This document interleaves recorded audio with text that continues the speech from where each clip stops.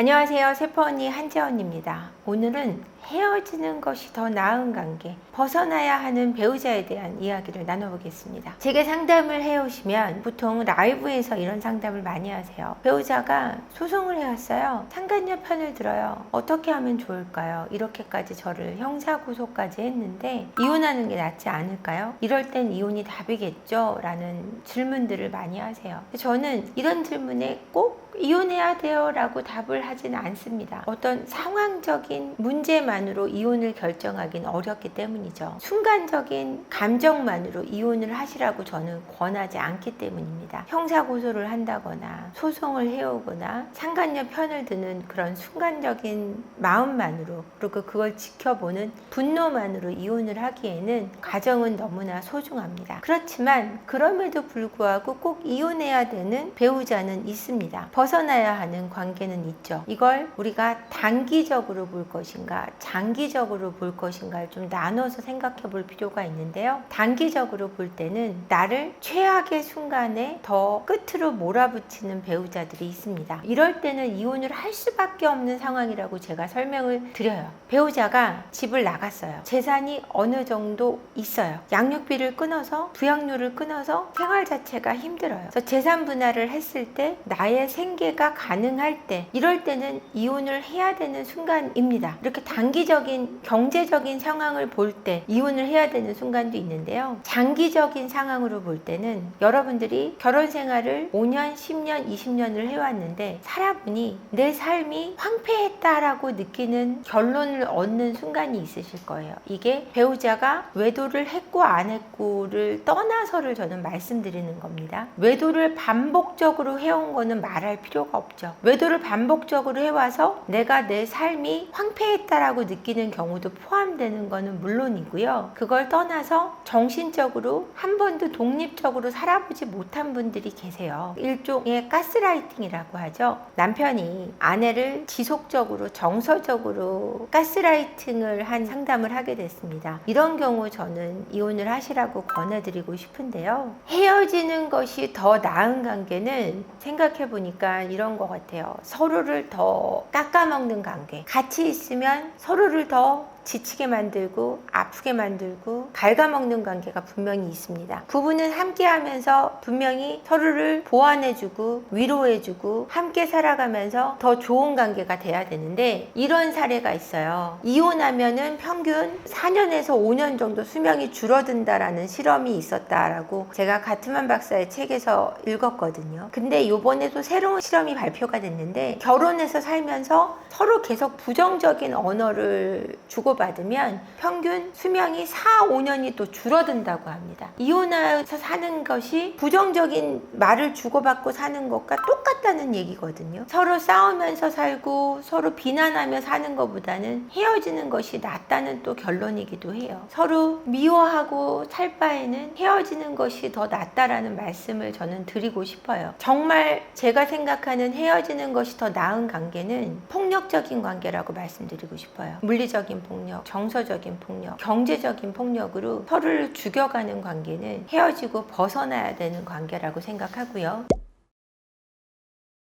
삶의 주체는 나예요. 내가 불행하면 저 사람이 뭐라고 생각하던 간에 내가 원하는 인생을 사는 게 중요합니다. 그렇지만 가정이라는 것은 함께 약속을 해서 꾸린 거기 때문에 나만 무조건 싫다고 깨서는 안 되는 게 맞죠. 근데 저 사람의 어떤 습관이라는 것이 바람을 핀다던가 도박을 한다던가 폭력을 쓴다던가 어떤 치명적인 습관이라면 당연히 그만둬야 되는 게 맞고요. 사소한 습관이다. 신발을 아무데나 벗는다든지 양말을 아무데나 구겨 넣는다든지 옷을 벗으면 아무데나 널브러뜨려서 내가 거기에 너무 예민해서 그게 싫어, 이런 것 때문에 이혼을 하고 싶은 거라면 좀 다를 수 있을 것 같고요. 그것에 예민한 나한테 혹시 어떤 문제가 있는 건 아닌가 돌아보고 나의 어떤 히스테리컬함, 예민함의 문제는 아닐지 고민해 봐야 되는 부분일 것 같고요. 이럴 때는. 근데 이런 게 아니고 부정적인 언어 습관, 이건 저는 정서적인 폭력이라고 생각해요. 제가 심리 검사를 해보면 부정적인 정서성이 이렇게 올라 있고 낮은 긍정적인 정서성이 이렇게 올라 있는 수치가 높은 분들이 있어요. 이런 분들은 우울증을 같이 가지고 있거나 불안이 높거나 이런 걸 같이 가지고 있어서 굉장히 치명적인 문제를 갖고 계신 거예요. 배우자와 잘 지내는 배우자, 부부가 사이가 좋으려면 긍정적인 배우자에 대한 반응, 긍정적인 배우자 상을 가지고 있어야 되는데 나만 보면 부정적인 걸 이야기하는 배우자 사랑하는 건 그건 사소한 습관이라고 할 수 없어요. 그건 굉장히 깊은 정서적인 폭력입니다. 이럴 때는 이혼해도 저는 괜찮다고 생각하고 이혼해야 마땅하다고 저는 느껴져요. 근데 이것이 정말 상대 배우자가 그것을 고칠 의지가 없을 때 당신이 굉장히 부정적이고 이것이 우울증이고 불안증이고 장애인 것을 신경증이고 정신증인 것을 받아들여서 치료를 받아야 되는 문제인 거를 좀 수용하고 함께 좀 헤쳐나가자 했을 때 그걸 수용한다면은 우리가 함께 해결할 수 있는데 전혀 그럴 생각이 없는 배우자와는 그럴 수 없다라는 얘기예요. 이럴 때는 이혼하는 것이 마땅하지 않을까라는 게 저의 생각입니다.